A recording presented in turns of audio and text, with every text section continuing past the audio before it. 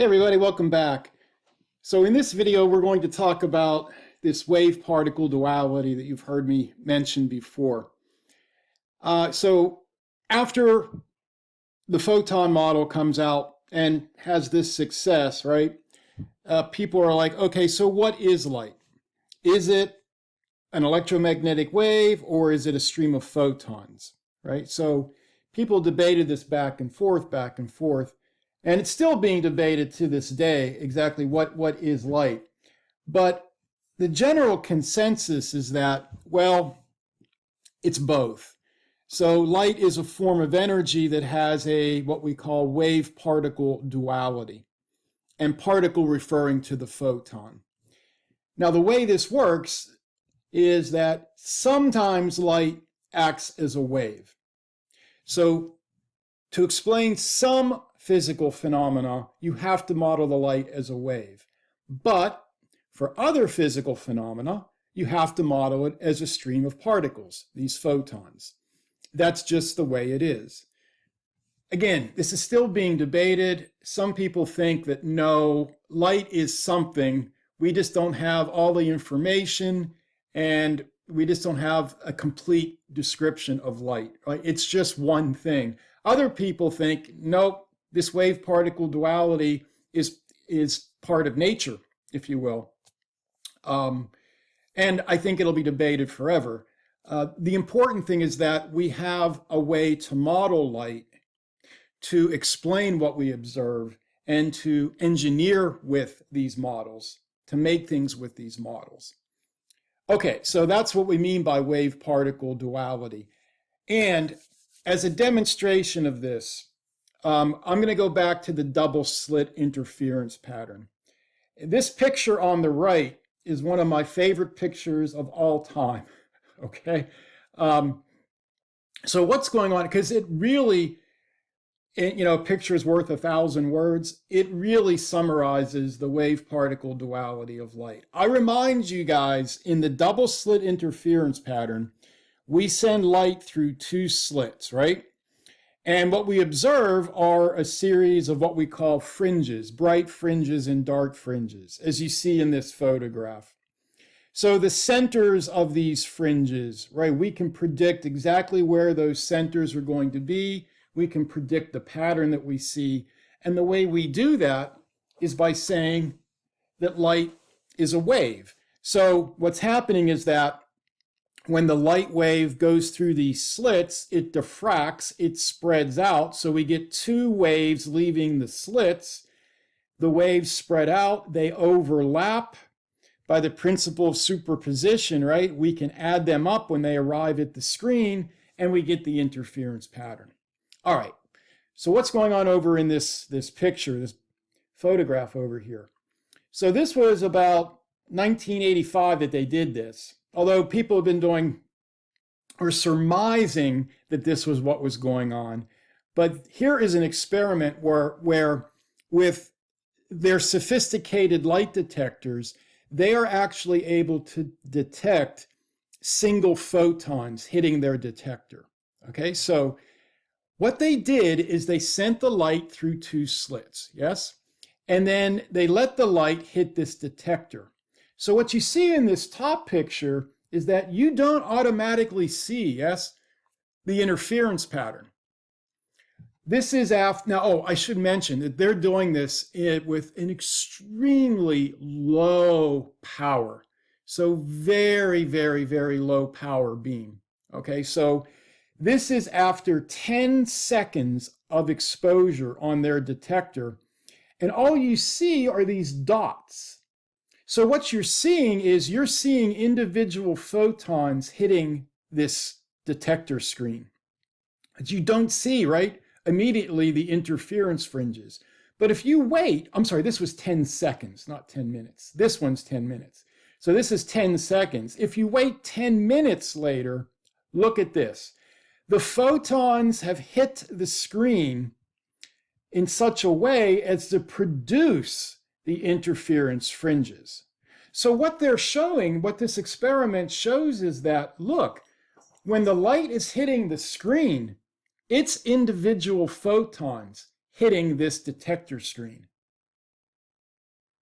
But the photons hit in such a way that if you wait long enough, you will see the interference fringes. You can see them right here. Now, the centers of these dark fringes and the centers of these bright fringes and the overall fringe pattern can only be explained or predicted by treating the light as a wave when it leaves these slits.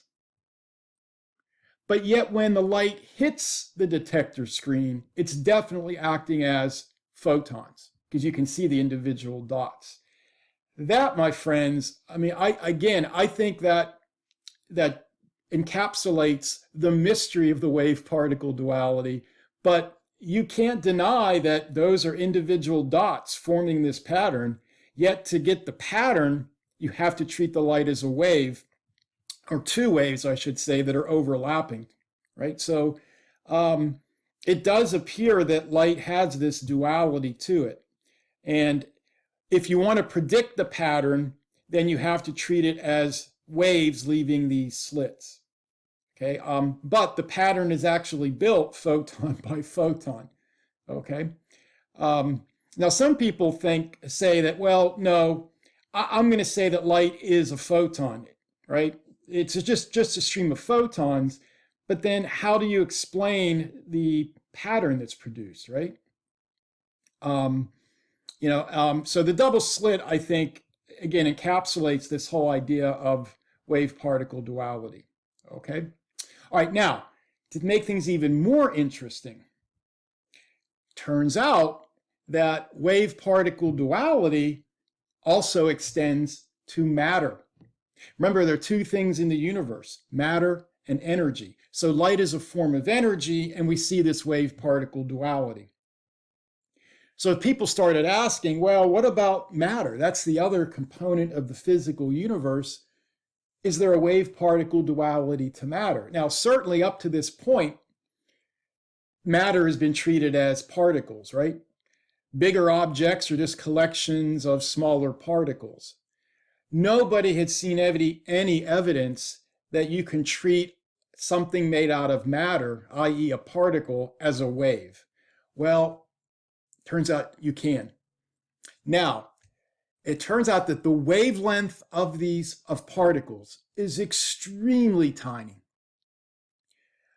For anything that has, macroscopic mass, like a baseball, you and me, our matter wavelengths, as they're known, are exceedingly small, so small that you can't even detect them.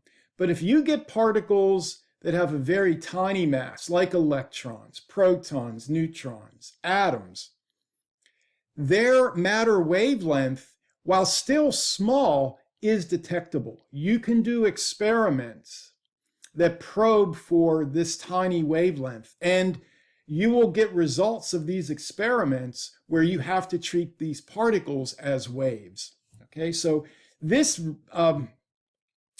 field of physics is known as quantum mechanics. You've heard me mention quantum mechanics before. That's where you have to treat particles, what you used to think of as particles, as actually waves.